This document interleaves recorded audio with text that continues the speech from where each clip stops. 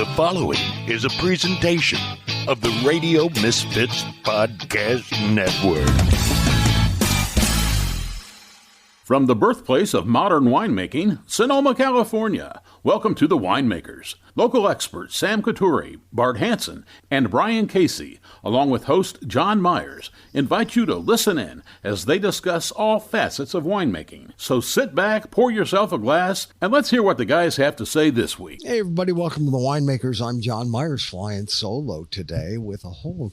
We've just got back from Liquid Sky and Mucho Piedras vineyards with Phil Couturi doing a tour with MIT and Harvard grad students. I'm going to let you all introduce yourselves to our listeners. Go ahead. Hi, everybody. My name is Victoria. I go to Harvard Kennedy School, and I'm from Germany, and very excited to be here today. Excellent. Thanks. I'm Sujeen. I'm a second-year MBA at MIT Sloan. Big proponent of the future of food and the power of food to change our world, not just environmentally for the planet, but also socially. So very excited to be here, and thank you for having us. No, absolutely. And hello, everyone. I'm Bo Wang from Harvard Public Health School, majoring in nutrition. I'm very passionate about the agriculture and the food system and how this sustainable system can help us to build a better younger generation. I'm very excited to be here and talk with you. well, so essentially, we did a tour this morning with Phil Couturi up the road to one of his personal vineyards. And in fact, we were actually in two. The one on the top was called Mucho Piedras, Many Rocks. And the one at the bottom was called Liquid Sky. Nice view from up there, wasn't it? Yes. Oh my gosh, gorgeous. I mean, definitely not a Boston view, not a Chicago view either. So it's a beautiful spot. Yeah, and, that's what they said, huh? Keeping the grapes happy. That's what makes them taste the way they do. Keep the grapes happy, keep me happy. I got to go up there this morning. Well, it's a beautiful day too. I mean, there's not much wrong with a Sonoma early afternoon that is sunny and in the low 60s. And yeah, that's what we were saying when we got trapped in that gate. We were like, no better place to be trapped, huh? and yeah, you could have stayed up there all day long. Yeah. Just lay out. Anyway, so we went over this whole program with Phil talking about sustainability and how he doesn't like that term, biodynamic, and how that's kind of where things started. And sustainable was just this kind of grocery bag term. You throw a lot into it. And then, the biodiversity and sustainability, and then regenerative came into play.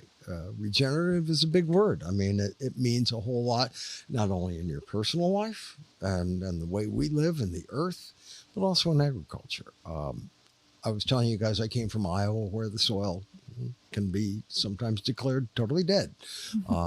And agriculture there is factory farm. It is moving back. There are the small parts. There are the people who are doing it right, organically, and sustainable, regenerative, organic, whatever. But they're making an effort now. So you guys are all studying what we learned from Phil today in your courses, grad courses at Harvard and MIT. You want to take all this information out to the world and make it a better place. That is the essence of exactly what we want to talk about this morning. So how are you going to do this? How do you assimilate the information that you're gathering, and what do you want to do with it?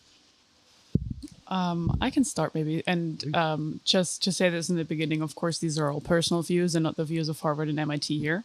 There you go. I forgot to say that. Yes.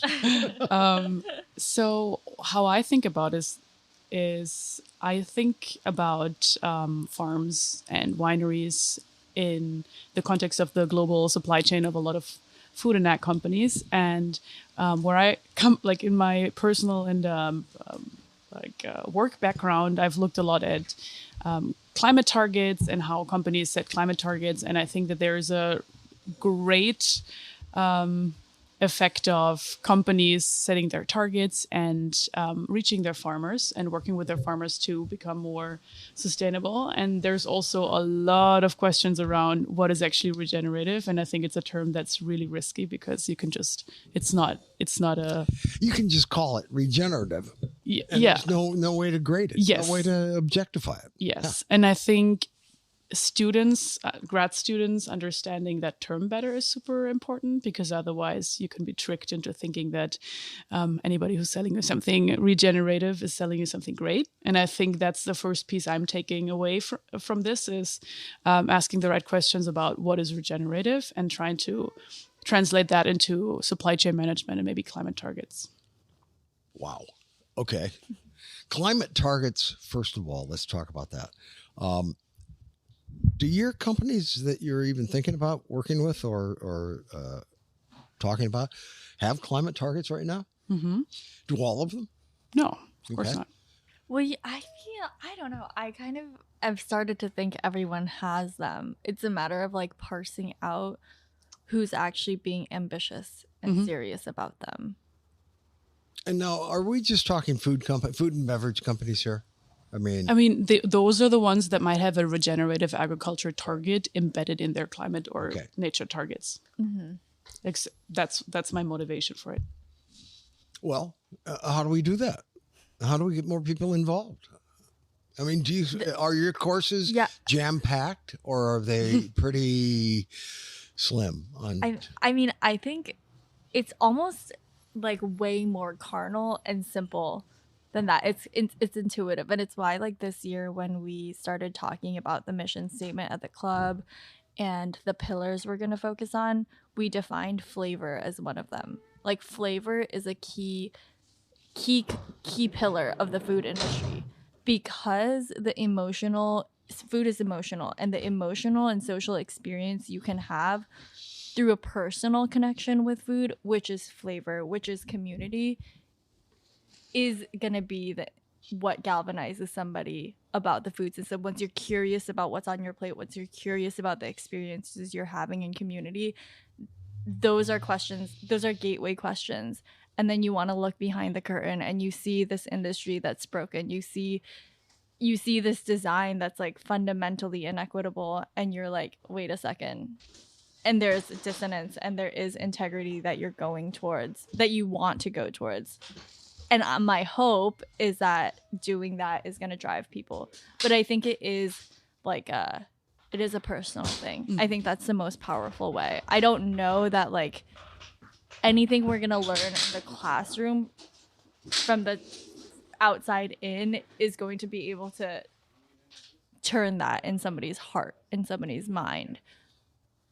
I think it's informative, but I don't know that that's what's going to drive someone to invest the rest of their career and life solving this very important problem.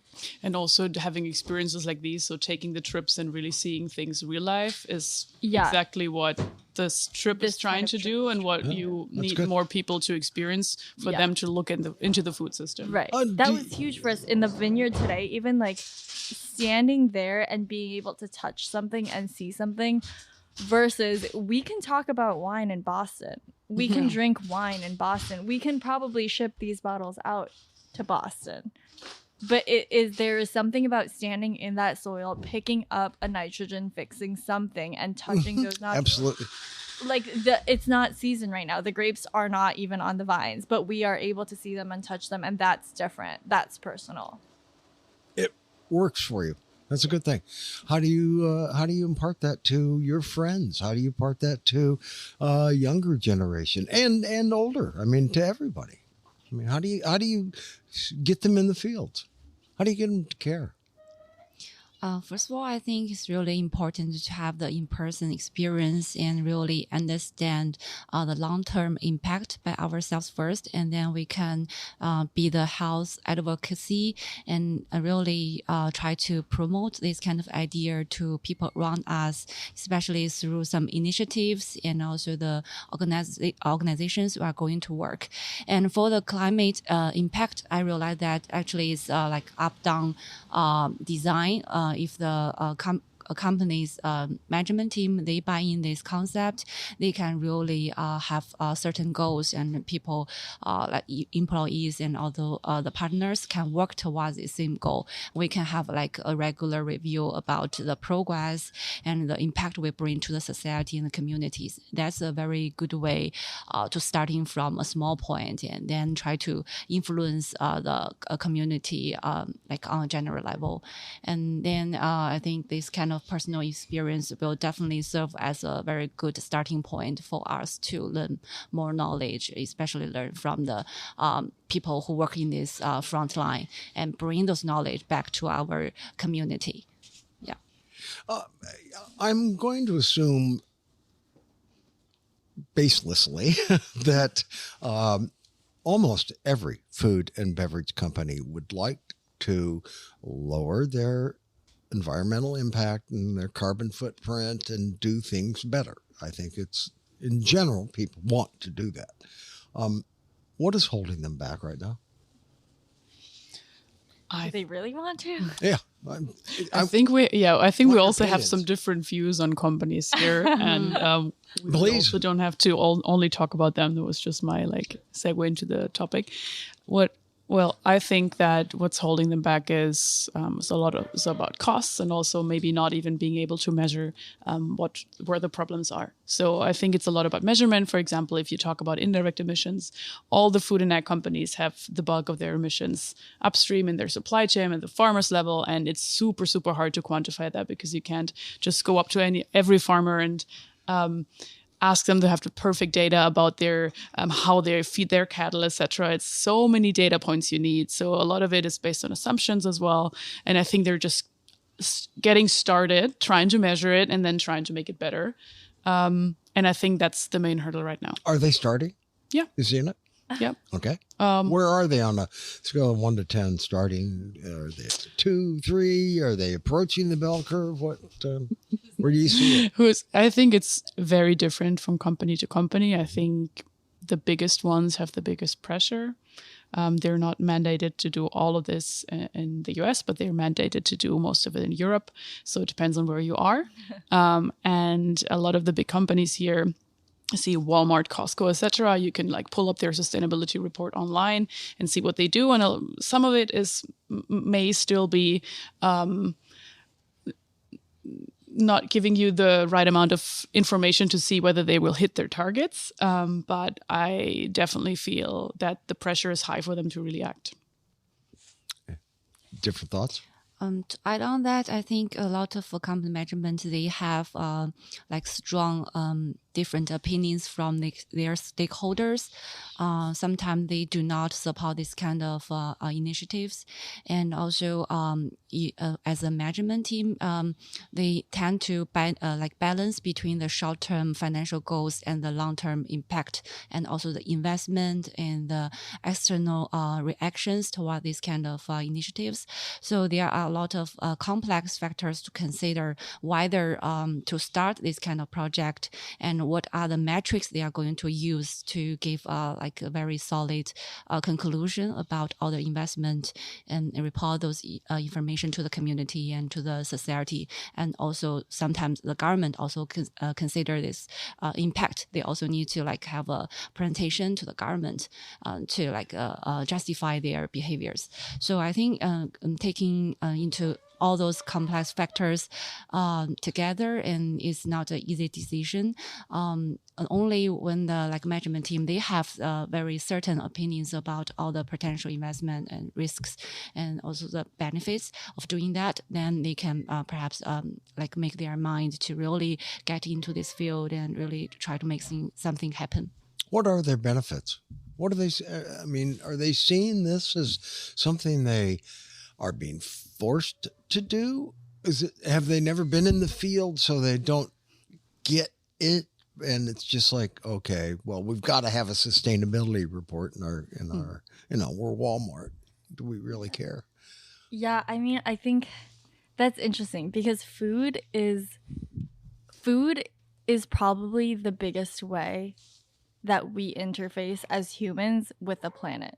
And that's been a theme in our trek that we've heard from other leaders in the field. And I think in the business world, I almost think there's this like myth of, like they both brought up, it's complex. It's a complex system. There's so many different moving pieces. There's so many stakeholders. The thing that I think there's a myth and a fundamental misunderstanding that there's a splintering of stakeholders. And I don't necessarily think that's true. But for instance, average CEO's tenure is 3 to 5 years, whereas the environment and planetary health and long-term value take long-term. They take time. And when you're responding to investors, when you're responding to the market, when you're responding to people, and you think that these are the stakeholders that you need to respond to, and you're like taking shortcuts or you're doing whatever fits in your P&L, but you're forgetting that you're a stakeholder. You're forgetting that your kids are a stakeholder. You're forgetting that like you are interfacing with the planet in this way as well. And so that's why I say it's like a myth of splintering stakeholders. But the narrative is that if I'm going to have to appease the market, then I cannot cut Roundup from my supply chain. And that's just not true. I think you're right. I think everybody has certainly a different viewpoint. I don't think anybody's connected in the C-suite to where their products come from. There are a few who are really in tune and want to do this and truly understand. Are you finding that it's a smokescreen? Do you, when you're talking to these companies, is it kind of like DEI was something we have to do? My wife has been in DEI for the last 50 years. She runs women's networking in sales, marketing, and law, all about retaining, growing, and advancing women in the marketplace. She's very in touch. And so we deal with these companies all the time. And then I in the advertising industry, I did too. For instance, Boar's Head. Here's a company who had a good reputation. They just let it go completely by not having clean facilities. Repeated violations, repeated until they kill some people. This is an issue with me. This is food quality safety, right? So if they're so out of tune to that, do they care how their pigs are raised? Or is it just a number that just has to keep coming through because the market's out there? Bring more pigs. Let's get them out. I mean, do they care? That's a big question. I hate to bring up Boar's Head specifically, but I worked for them. I did communications for them for a long time. They were trying at that point in time. It appears they've stopped trying. So to answer your question, I would say that for most companies, it's a mix of reputational management, risk management. So securing yourself against future climate risks and getting a sense of what the risks are. And that's a reality for them. How do we move to the next page? How do we get them to go from that risk analysis to understanding what they're doing to the planet and the people? There is a gap between what happens on the field and what happens in the office. Like even Amy's Organics, sorry to name drop. No. We love Amy's. They hosted us great. They taught us awesome things. They showed us awesome things. But the plant is a 30 minute drive from HQ. And the people who are running food companies, have they worked a day in the field? Have they put on gloves and boots and been in the field? Like how many days out of the year? How many years of experience do they have doing that versus sitting in Ivy League colleges and then going into offices? I think there's a fundamental disconnect then in what you can do if where you're producing and the rest of your supply chain is not relatable to your experience. It's something that was awesome about a course I took last semester called Management of Services. Was Jim Senegal, the founder and ex-CEO of Costco, was there, and he spends over 200 days in the warehouse out of 365. Billionaire. he has tons of shareholders to respond to. He's wearing a suit, but he spends 200 days on the ground. Why? Because that's where the money is made. I think it's analogous that where our food is made, these food companies, you should be spending, I don't know about 200 days, but 200 days in your fields. You should be spending them with your laborers. Boar's Head, like, is the listeria outbreak an issue of, like, there was an infection and we couldn't do anything about it? Or we didn't see that there was just oversight in our supply chain. We didn't look too closely at the sanitation of this. Or is that a trickling down effect of, like, we don't know what it's like to be a frontline worker. We don't know what it feels like. Therefore, we haven't supplied them with the right resources and the right training and the right oversight and the right support to get our operations to where we need to provide a safe supply chain. I think there's just a disconnect across the value chain. How do we get people out of the C-suite into the fields then? Whether it's somebody who makes cornflakes in Battle Creek or Minneapolis for General Foods, or the meat industry. I know the meat industry is constantly under fire. Yeah. But, you know, for most people, and I don't have the numbers on this, but organic groceries and produce and fruits has been growing. I know, now, Phil, at 600 acres, it doesn't sound like a whole lot that he's farming for Enterprise Vineyards. When it is a percentage of the acreage that's planted in Napa and Sonoma. And it's the same way. You can, but it's a start. I mean, people are moving in companies. I've seen it. So how do you get them out in the field? How do you communicate this feeling? That's what they're lacking, I think. That's what I'm hearing. They don't have the feeling for it. Thoughts? I've thought about this too when I was working with procuring carbon credits for a company. Okay. Because that's also a super interesting intersection where you're sitting in a corporate office and you're supposed to, purchase carbon credits, but then you actually find that it might be a good idea to send your employees into a forest that you're procuring carbon credits from, or you might send them to an agricultural business in the same country that you're also operating in that is procuring the credits. So they get, like, carbon credits are a whole nother topic and they get a lot of pushback. But I think that incentivizing and mechanisms like that could be made into projects that link a corporate headquarters to a farmer or a forest if they're not in the supply chain, or if it's a food and agriculture company, they should totally make a lot of field trips into their supply chain. There's hopefully always farmers that are not too far from your headquarters, and really, making it an experience, or bringing in the produce, or things like that. You guys could put together a very interesting program to take people out into the field, no matter what they're doing. Whoa, is that what we're doing this week, perhaps? I think so. Yeah, I know. I like it. We're taking Harvard and MIT to get their shoes dirty, everybody. I knew an advertising agency whose mnemonic device, their visual, was a pair of muddy boots, because they spent a lot of time in the fields with the farmers. And that's when I was handling international harvesters advertising and things like that. And a very early day in American agriculture has changed. Yeah. And I'm an MBA. This is not goodwill. I think that it's important.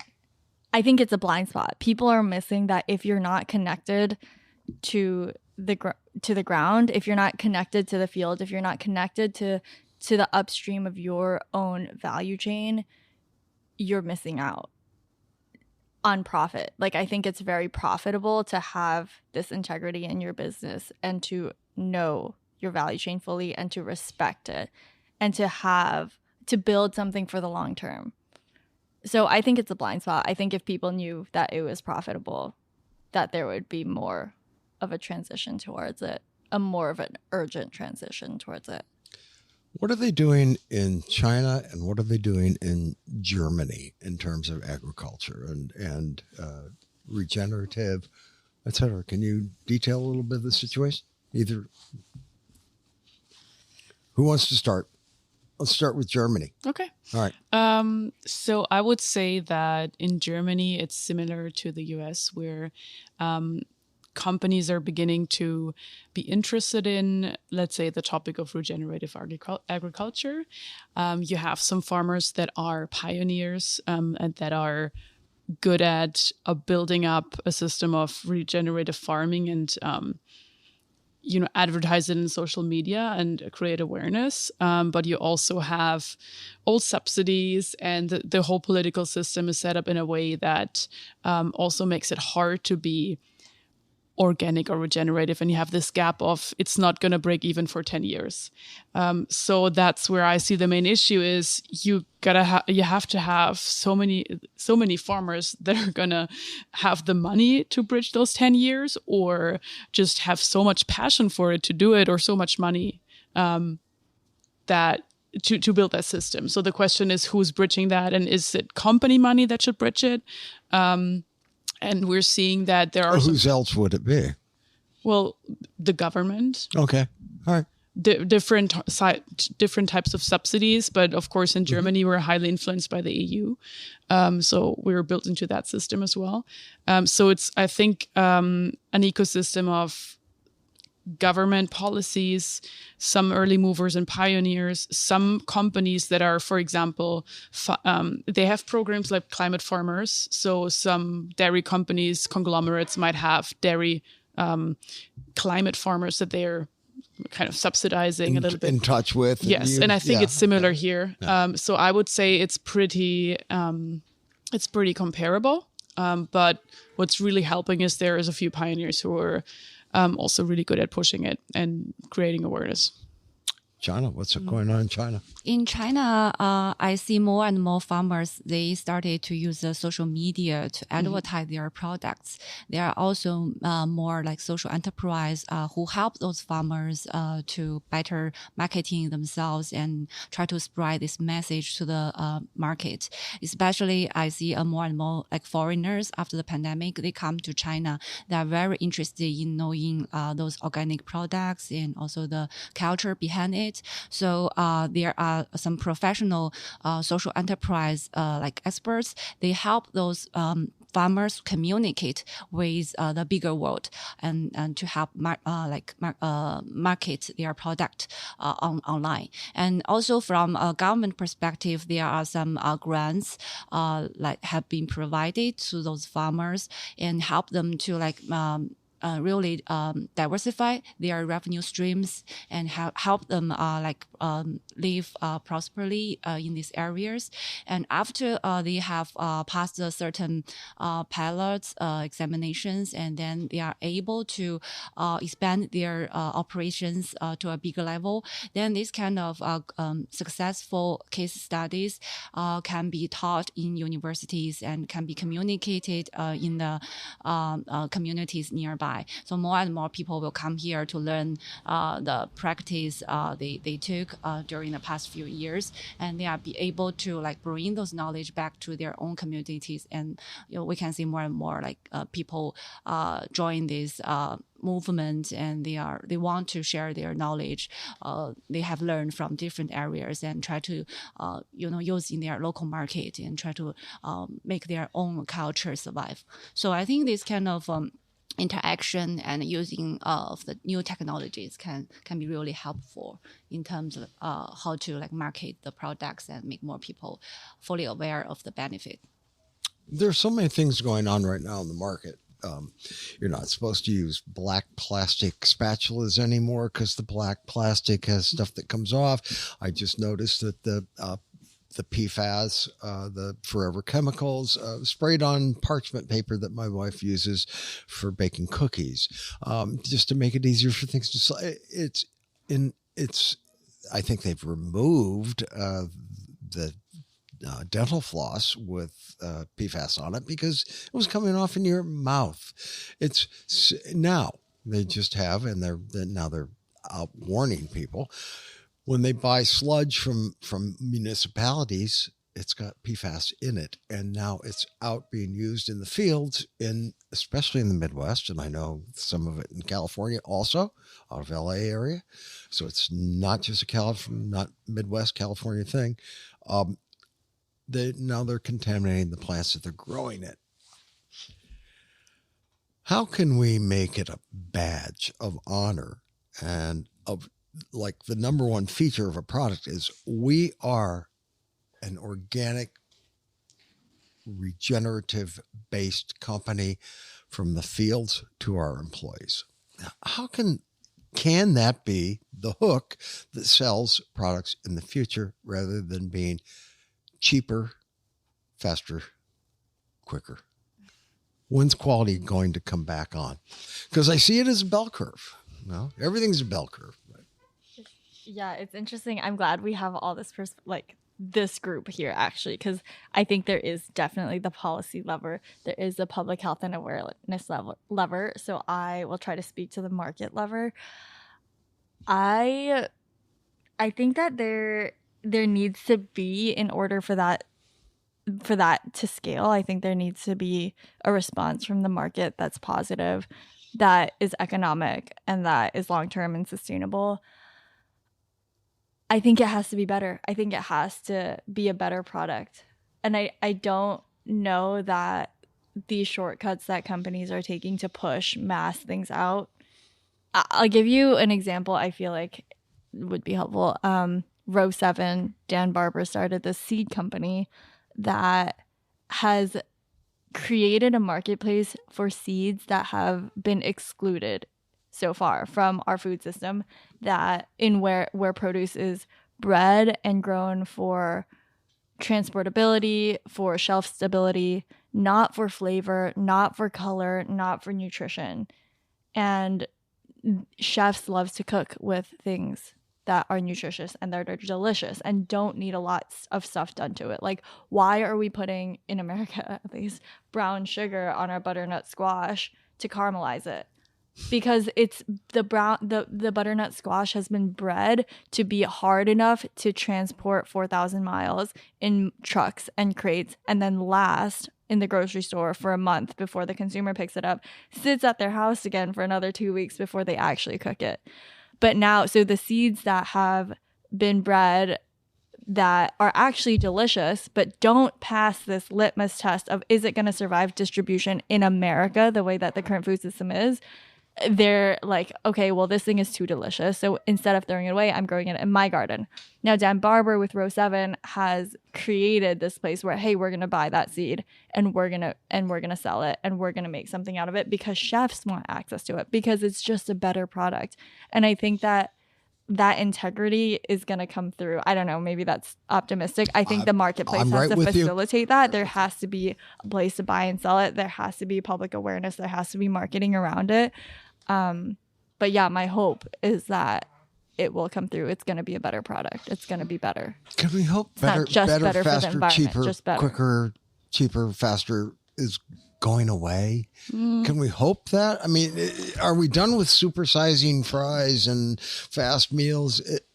Have we seen the peak on that? And healthy is coming back in the public perception and law? Depends on who you ask, I guess. I think it's just a question of the target customer.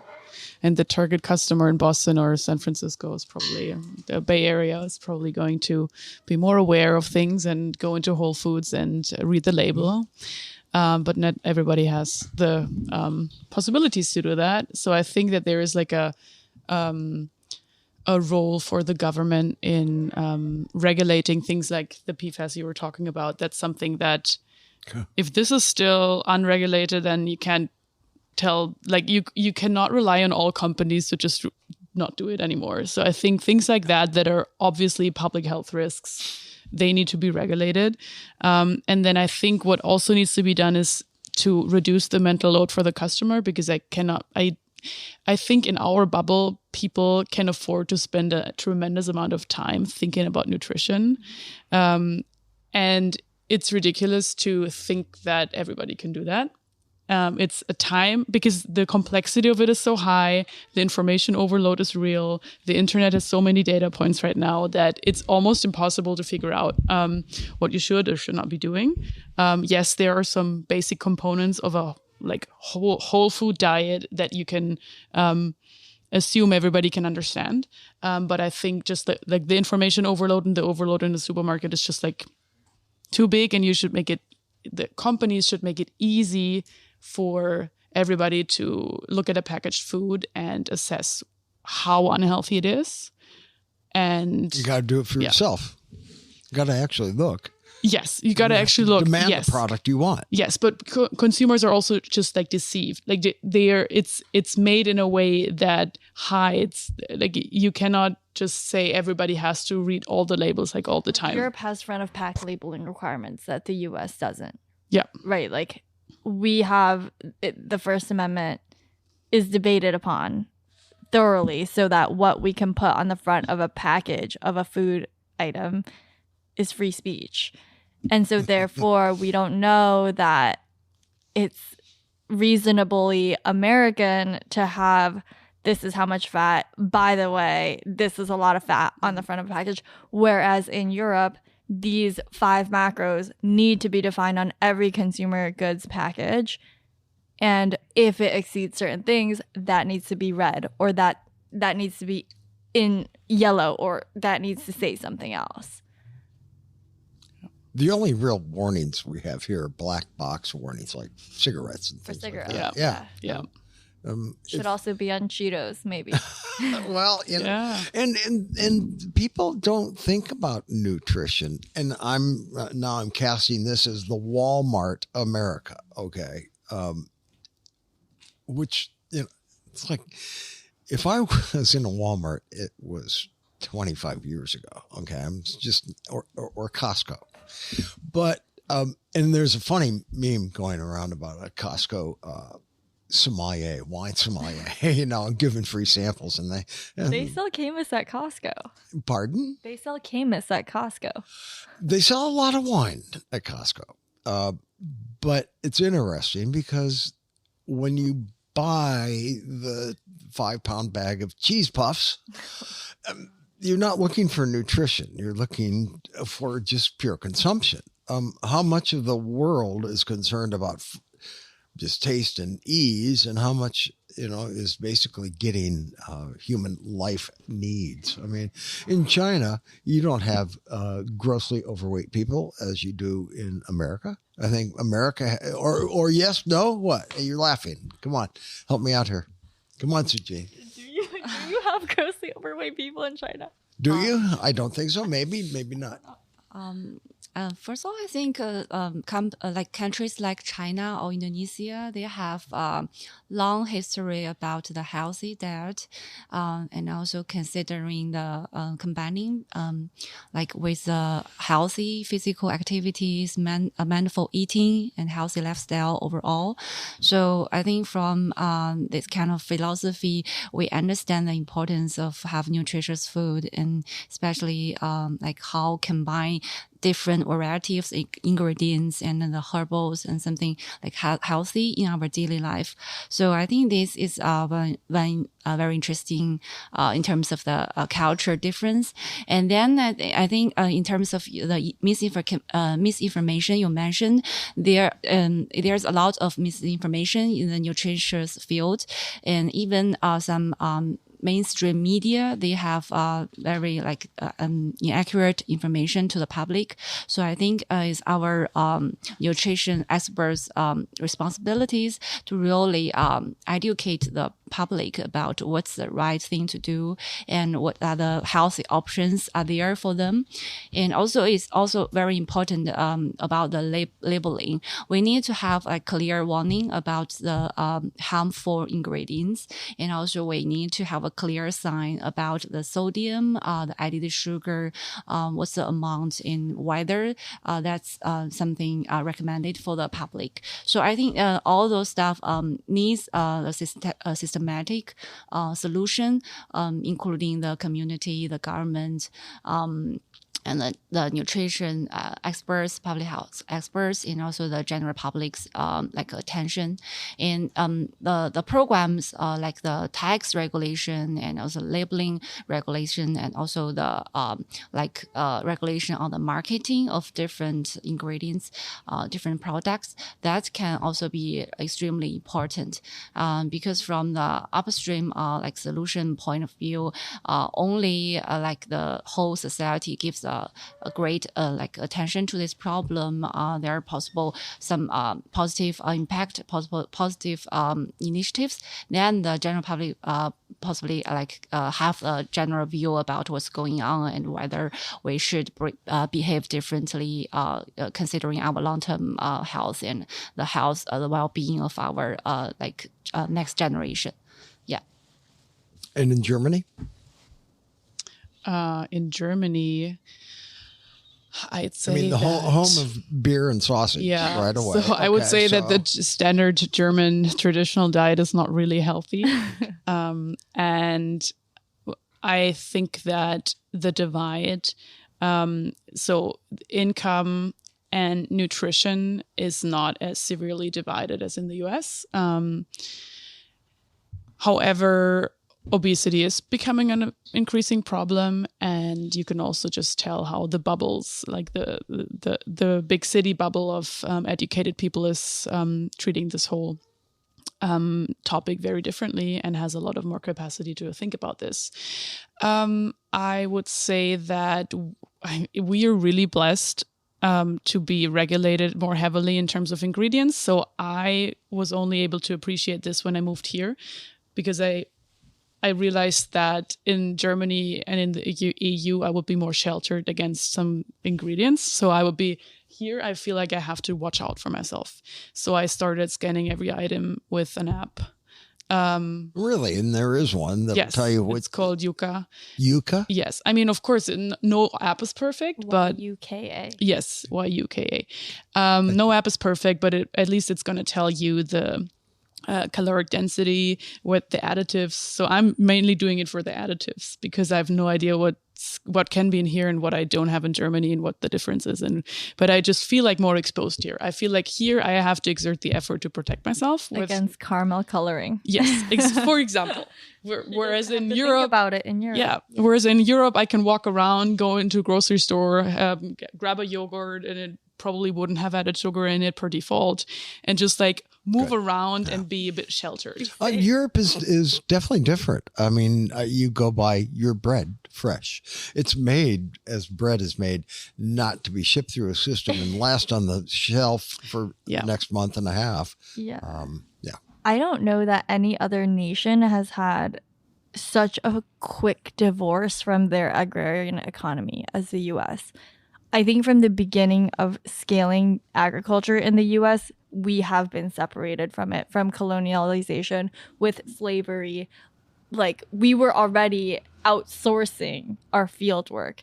And then with the speed of like the Industrial Revolution and the technology has inserted itself, that we've allowed it because we've had our sights on short-term gains and like out competing quickly. And of course, there is something awesome about the way that the US has developed itself over the years. But because of how rapid that was, I think that not baked in our culture is this connection to food. We are in our food history of the US is the first TV dinner and Stouffer's. Like, that is baked in the history of US food. And that's our culture, not thank you, Swanson. Schnitzel, like that are handmade. And then we can buy this bread 5 feet away from our house, walkable, because we have walkable city, or they have walkable cities in Europe, or in China, where your mom is telling you about these herbs and brewing like herbal medicines, herbal teas for you. And that's just like a part of your well-being. And so, yeah, just the rapid pace of divorce from our food and disconnection is everything. Like, disconnection is what, I don't know, I think is a big fundamental issue. Is it a government's place to enforce healthy rules, quote unquote, and tell you what you can and can't put in food? Or is it the ultimate consumer's responsibility. The problem is it's already political. The problem is everyone is thinking that they have choice in like Marianne Nestle wrote Food Politics. I never knew that I didn't have the choice. And in America, that is an outrage where liberty is, everyone thinks they have liberty. Everyone thinks they have freedom. That is the ultimate thing. Like, I can choose. When you're walking into even a Whole Foods, a Trader Joe's, you are not choosing. The system has chosen for you what you can access. And so many people just don't have access to healthy food. Why do we not have the choice to eat healthy and seasonal? Why are you putting apples in front of me in May and telling me that, like, this is shiny and red and beautiful? Like, we don't have the choice necessarily to eat seasonal as much as we think that we have choice because we can eat Tootsie Rolls and Coca-Cola. That's not necessarily choice. Like, the choices that we don't have, people are missing. Like, Marianne Nestle makes the point that we don't have choice, and that's why it's political, because people are fighting. This is a controversial one, but for example, if you wanted to drink raw milk, you don't have the choice to drink raw milk in several states. But maybe I shouldn't have used that example. We talked about a lot. It's, look, there are parts of Chicago where I lived for a long time that are food deserts. Yeah. You can't go to a store. I'm here on the island of Sonoma, and I have a farmer's market on Friday that is organic, and you can buy everything you want from meats, produce, fruits, what is seasonal. But I have to say, I do like my apples virtually every day, year round. And now, but you can get them here probably. Yes, you can. But they've also been picked and stored in a controlled atmosphere warehouse. Well, it's like Driscoll when you eat the strawberry. Okay, yeah, it is organic. It's labeled and produced. It doesn't have any personality. It doesn't have any flavor. It's like, okay, whatever, I mean, you have to get the real thing, but if it's not available, you do have to make correct choices. I mean, there is something that comes down to making the correct choice as a human being. You're really just talking about raising awareness. Your whole thing about regenerative and what you said about taking employees out to a forest or to a field or whatever. A company has to not only look at it, how they raise their products in a regenerative fashion, but to treat their employees and all their stakeholders in a regenerative fashion too, getting better. That's what regeneration means, right? To continually make better. Yes. So, I mean, you want to do that with your people. You want to do that with your products. You want to do it as a part of your brand. It should be part of your brand. I hope it's moving in the right direction. You guys are going to help. That's very cool. We're doing it. Yeah. Well, you're going to take it into the field. So where do you see yourselves in 10 years? Career-wise? Tough question. I'm currently exploring whether I will go join a food and agriculture company and try to be a thought leader in terms of climate action and supply chain management. So cool. How do you really decarbonize the supply chain? But it's also a really tough decision to make in terms of like, which company do I want to join? What do I rule out and what do I not rule out? If you had one real cool choice right now, who would it be? Who would you like to make the most impact on? Where do you think you'd be most successful in doing that? I don't know that right now. Okay. That's okay. And either of you guys? I'm really passionate about how to use digital health, the technology to make nutrition service more scalable, especially providing the service to people who are really in need, in the underserved communities, and some people who are in poverty.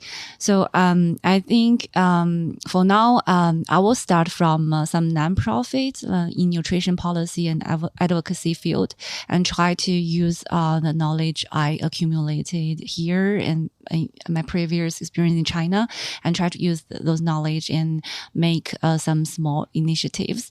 And I will try to gather the feedback and make sure the metrics I use are very objective.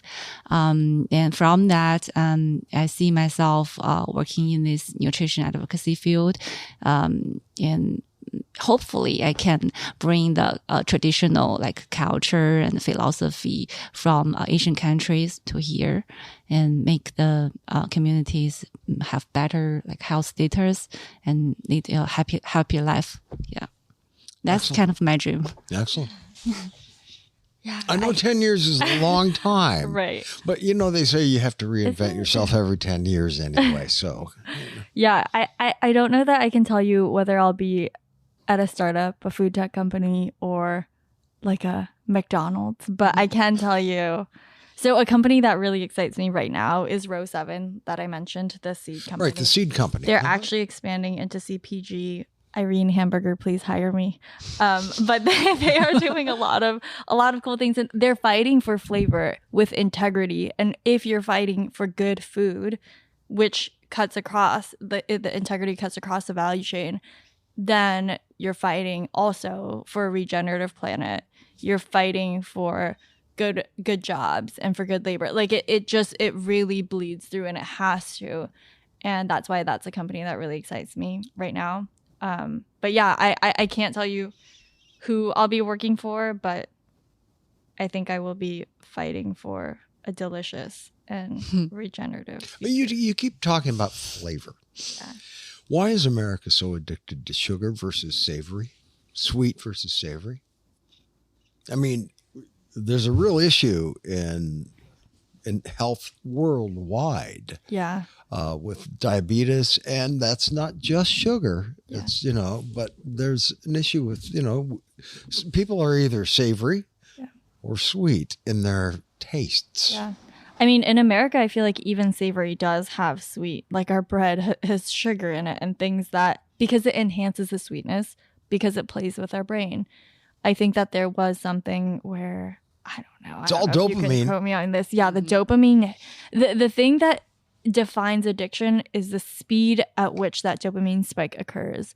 And the speed at which the dopamine spike occurs for sugar versus cocaine is nominal, I think, versus other things. Even we say that with technology, we say that with, I don't know what other addictions people have. Sex, the dopamine hit, the structure and the shape of that dopamine hit dopamine is not bad, but the way that hits defines kind of the addictive patterns of the behavior and things like that. And I think that, corporate America has found a shortcut for dopamine at mass. They're even they're using it.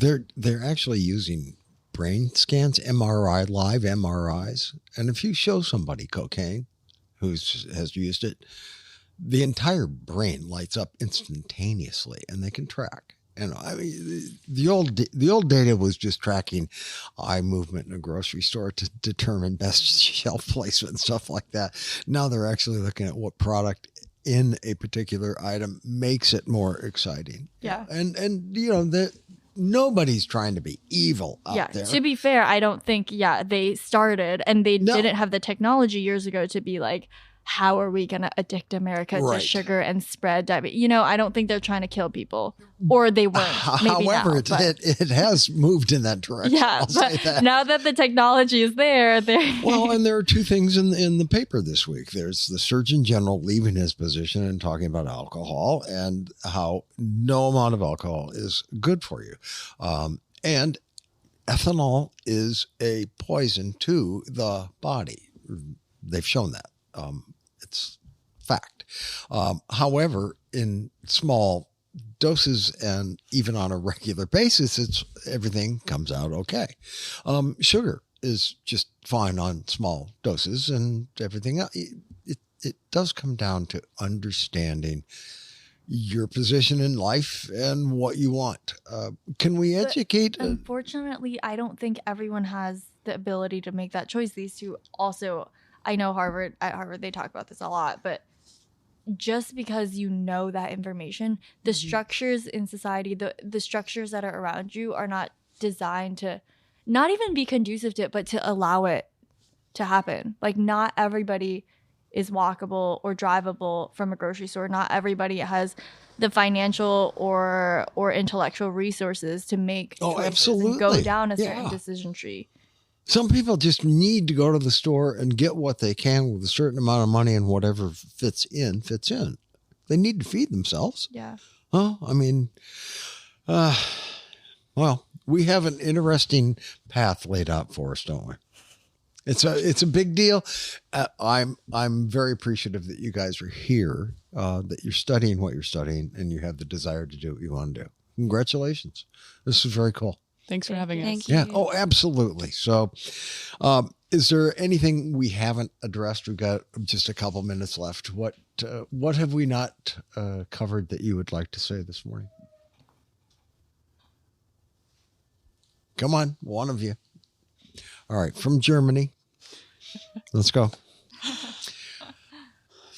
I'm trying to think of a cool end statement here. Well, if you can come up with them, that's really good. So, I mean, it really comes down to what turns people on.